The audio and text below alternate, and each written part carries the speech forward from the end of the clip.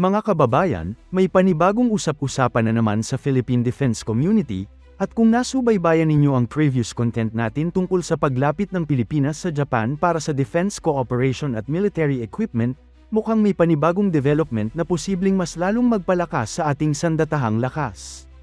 At ito ang nakakagulat. Mukhang hindi pa pala tapos ang Pilipinas sa pagkuha ng helicopter mula sa Japan dahil may mga lumalabas na impormasyon na posibleng magkaroon ng additional acquisition ng Sub-Aru Bell 412 EPX helicopters. Pero ang mas malaking tanong ng marami ngayon ay ito, hindi kaya para na ito sa Philippine Army? Kung totoo nga ito, malaking balita ito para sa modernization ng bansa dahil posibleng mas lumawak pa ang papel ng Japan sa pag-upgrade ng military capabilities ng Pilipinas. At may isa pang detalye na lalong nagpainit sa mga usapan online. Ayon sa mga nabanggit ni Max Defense Philippines, mukhang may indikasyon na naghahanda ang DND para sa isa pang Bell 412 EPX acquisition sa hinaharap. Kaya naman maraming defense followers ang napapaisip, may mas malaking plano ba sa likod nito? Kung babalikan natin, hindi na bago ang Bell helicopters sa Pilipinas. Matagal nang ginagamit ang iba't ibang Bell platform sa iba't ibang military branches dahil kilala ang mga ito sa pagiging maaasahan, flexible, at kayang gamitin sa maraming klase ng misyon. Pwede itong gamitin sa troop transport, pwede rin sa medical evacuation, pwede sa logistics support, pwede sa disaster response, at pwede ring gamitin sa iba't ibang tactical operations. Kaya hindi nakakagulat kung bakit nananatili itong isa sa mga paboritong helicopter platforms ng iba't ibang bansa. Pero bakit nga ba malaking usapin ng Sub-Aru Bell 412 EPX? Para sa mga hindi pamilyar, ang Bell 412 EPX ay upgraded version ng kilalang Bell helicopter family. Ang bersyong ito ay may mas malakas na carrying capability, mas modernong systems, at mas magandang operational performance kumpara sa mga naunang variants. Ibig sabihin, mas maraming sundalo o kagamitan ang kayang dalhin, mas flexible sa iba't ibang mission profiles, at mas makakatulong sa mabilisang deployment lalo na sa isang bansang katulad ng Pilipinas na binubuo ng libu-libong isla. Sa totoo lang, napakalaking advantage nito. Dahil sa sitwasyon ng Pilipinas, hindi sapat na puro barko lang o puro eroplano lang ang mayroon. Kailangan mabilis ang paggalaw ng military assets mula isang isla papunta sa iba. At dito pumapasok ang kahalagahan ng helicopters. Kapag may kalamidad, pwede agad maghatid ng relief. Kapag may emergency operation, pwede agad mag-deploy ng troops. Kapag may pangangailangan sa remote areas, pwede agad maghatid ng supplies. Ngayon, dumako tayo sa isa pang nakakaintrigang bahagi ng usapan. Napansin ng maraming defense observers na tila minamadali ngayon ng Philippine Army ang pilot training program nito. At dito naging interesado ang marami, dahil may mga usapan na may bagong Bell 505 helicopters na ginagamit para sa training.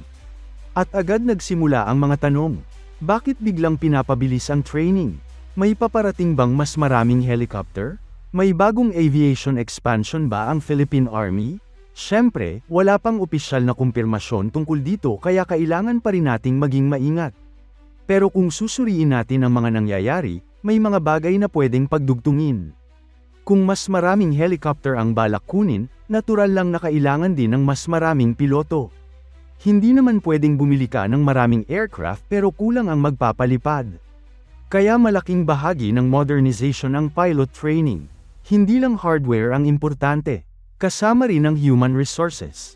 Kasama ang maintenance personnel. Kasama ang support crews. Kasama ang logistics. Dahil kahit gaano kaganda ang helicopter, kung walang sapat na trained personnel, limitado pa rin ang magiging gamit nito. At may isa pang interesanteng detalye. Kapag tiningnan natin ang mga nabanggit na helicopter systems, mapapansin na may koneksyon sila. Bell 412 EPX, A1J, A1S. Lahat ito ay may kaugnayan sa Bell helicopter family. At dito nagsisimulang magtanong ang iba, posible kayang gusto ng Pilipinas na magkaroon ng mas standard na helicopter fleet? Kapag mas magkakapareho ang ginagamit na systems, may mga advantage ito. Una, mas madali ang training. Pangalawa, mas simple ang maintenance. Pangatlo, mas madaling mag-manage ng spare parts. Pang-apat, mas mapapababa ang operational complexity. Sa military planning, napakalaking bagay ng standardization. Dahil kung sari-sari ang equipment mo, mas magiging komplikado ang logistics. At alam naman natin na isa sa mga pangunahing challenge ng Pilipinas ay ang maintenance at sustainment ng military assets. Kaya kung may mas streamlined approach, malaking tulong yon sa long-term operations. Dagdag pa rito, hindi lang simpleng usapin ng pagbili ng bagong helicopter ang pinag-uusapan dito. Sa military modernization, bawat acquisition ay kadalasang bahagi ng mas malaking plano sa hinaharap. Kapag nadagdagan ang bilang ng helicopter assets, mas lumalawak din ang kakayahan ng military sa iba't ibang sitwasyon. Halimbawa, sa internal security operations, mas mabilis makakarating ang tropa sa mga lugar na mahirap puntahan gamit ang sasakyan sa lupa. Sa humanitarian missions naman, napakahalaga ng mabilis na air mobility lalo na kapag may bagyo, lindol, o iba pang kalamidad. Nakita na natin noon kung gaano kahalaga ang helicopter sa pagdadala ng relief goods, pag-rescue ng mga residente, at paghatid ng medical teams sa mga isolated na lugar. Kaya para sa maraming defense observers, hindi lang ito tungkol sa dagdag na bilang ng aircraft. Posible rin itong paghahanda para sa mas malawak at mas modernong aviation capability ng Pilipinas sa mga susunod na taon. Bukod pa rito, lalo pang lumalalim ang defense relationship ng Pilipinas at Japan nitong mga nakaraang taon. Kung dati ay limitado lamang ang military cooperation ng dalawang bansa, ngayon mas lumalawak na ito. May mga joint exercises, may transfer ng equipment, may security cooperation, may defense agreements, at may mas malapit na strategic coordination. Hindi na rin lingid sa kaalaman ng marami na lumalaki ang papel ng Japan sa regional security. At habang lumalakas ang partnership ng Pilipinas at Japan, posible rin na mas dumami pa ang defense-related project sa hinaharap. Pero gusto kong ulitin ang isang mahalagang bagay. Sa ngayon, ang marami sa mga detalyeng ito ay nasa antas pa ng mga reports, observations, at mga usapan sa defense community. Hindi pa ito opisyal na inanunsyo bilang finalized acquisition project. Kaya mahalagang ihiwalay natin ang confirmed information sa mga posibleng developments pa lamang.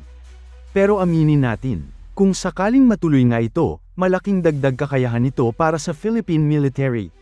Mas maraming air assets, mas mabilis na deployment capability, mas magandang mobility, mas malawak na operational reach, at mas malaking flexibility para sa iba't ibang klase ng misyon. Sa panahon ngayon na maraming security challenges at natural disasters ang kinakaharap ng bansa, malaking bagay ang pagkakaroon ng mas maraming reliable helicopters.